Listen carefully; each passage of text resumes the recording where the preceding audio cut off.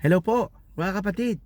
Reminders, meron po akong nakausap na isang mananampalataya na ang sabi niya sa akin, Pastor, magulo ang aming simbahan.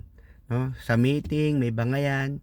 Sa loob ng simbahan, may awayan. Alam niyo mga kapatid, ah, hindi po yan ang design ng Diyos sa isang simbahan. Although hindi perpekto ang simbahan, hindi rin perpekto ang mga leaders, pero magtatagumpay po ang simbahan pag may unity sa loob ng church. Kung magulo po ang simbahan, yung kaguluhan po sa simbahan, nadadala po yan sa loob ng pamamahay. Kaya maging maingat tayo kung ano po yung spiritual na kinakain natin sa loob ng simbahan, kung saan tayo ifinifeed ng salita ng Diyos, no?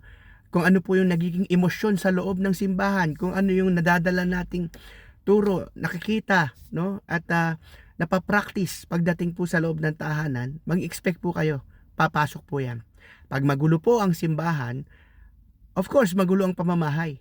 Anong maipapakain ng mga leader o ng leader ng simbahan, ng pastor, sa loob ng kung ano man yung kanyang ipinapakain dun sa loob ng simbahan, sigurado kakainin ng kanyang miyembro pagdating sa pamamahay. Ibig sabihin, baka merong problema sa leadership. So siguro ang pinaka-the best thing na maipapayo ko is everyone must submit and everyone must ask forgiveness and magsimulang muli na lumakad sa kalooban ng Diyos, ayusin kung saan yung loophole, maging humble yung pride, no? Makinig sa bawat isa, mga minamahal, napakahalaga po 'yon, no? Kung meron man po nakikinig sa atin at kung meron man po sa atin na napapansin natin na may kumokontra, alam nyo, magandang signs po 'yon. Pag meron pong kumokontra sa ating mga desisyon as leader, no, as member ng church, as family, halimbawa, maganda pong signs 'yun na nagpapaalala ang Diyos to us. Who knows, baka tama sila at mali tayo. Baka kailangan lang nating makinig, no?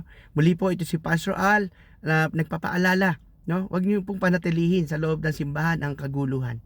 Pag tayo po ay magulong simbahan, nadadala po 'yan sa loob ng pamamahay. Ibig sabihin, hindi tayo lumalakad ayon sa kalooban ng Diyos because the church must walk in unification, united in Christ, united in love, and united in the Holy Spirit. Muli po, ito si Pastor Al ng Shepherd Staff. God bless you all po.